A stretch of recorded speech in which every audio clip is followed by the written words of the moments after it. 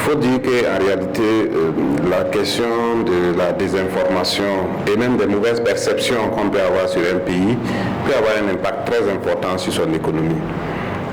Surtout les perceptions. Vous avez quelqu'un qui est à 10 000 km du Burkina, qui est assis dans son bureau et qui pense connaître les réalités du Burkina et qui va déterminer le sort des Burkinabés sur cette base. Quand vous prenez aujourd'hui notre banque centrale, qui est la BCEAO, elle a le taux directeur, l'un des taux directeurs les plus faibles des banques centrales de la sous-région.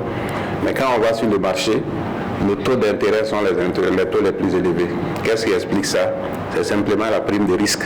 Parce que les gens estiment que dans tel pays, il y a tellement de risques que quand ils veulent prêter de l'argent, il faut mettre un taux élevé.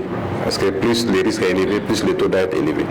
Donc, du coup, ces mauvaises perceptions font que on a un coût de la dette qui est très élevé. Et alors que j'ai discuté avec une agence de notation, j'ai dit, mais vous dites que le risque est élevé au Burkina, le taux d'intérêt est plus élevé que certains pays qui ne connaissent pas l'insécurité. Mais sur le marché, quand vous regardez quels sont les pays qui sont à défaut, le Burkina n'a jamais été à défaut. Sur ces 3 années, on n'a jamais été à défaut une seule fois. On a toujours payé la dette à temps. Alors qu'il y a des pays qui n'ont aucun problème, qui sont bien perçus, bien notés, mais qui sont toujours à défaut. Donc en réalité, ce sont de fausses perceptions. Et aujourd'hui, de plus en plus, on commence à constater une baisse de la courbe des taux d'intérêt. Ça veut dire que de plus en plus, les gens commencent à comprendre, puisque les résultats parlent d'eux-mêmes. On a un taux de croissance de 6,3%, un taux d'inflation qui est négatif, un taux de pression fiscale qui est l'un des meilleurs dans l'UEMOA, et en termes de recouvrement, nous avons battu des records. Et donc, ça montre que en réalité, souvent c'est de simples perceptions, mais les perceptions, si on les laisse continuer, ça va tendre à s'imposer comme la vérité.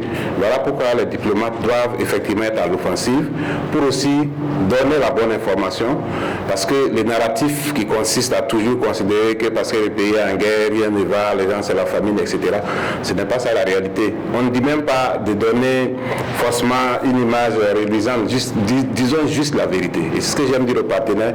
Nous ne voulons pas que vous disiez des choses positives ou quoi sur nous, ce n'est pas ça notre problème. Dites simplement la vérité, dites ce que vous voyez sur le terrain. C'est largement suffisant pour que les gens comprennent que ce qui sort des perceptions n'est pas vrai.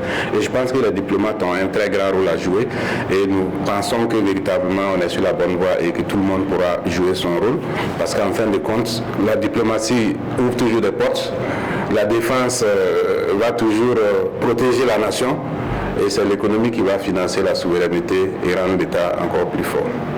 Kaziba TV, pour un Burkina Faso souverain, intègre et fier.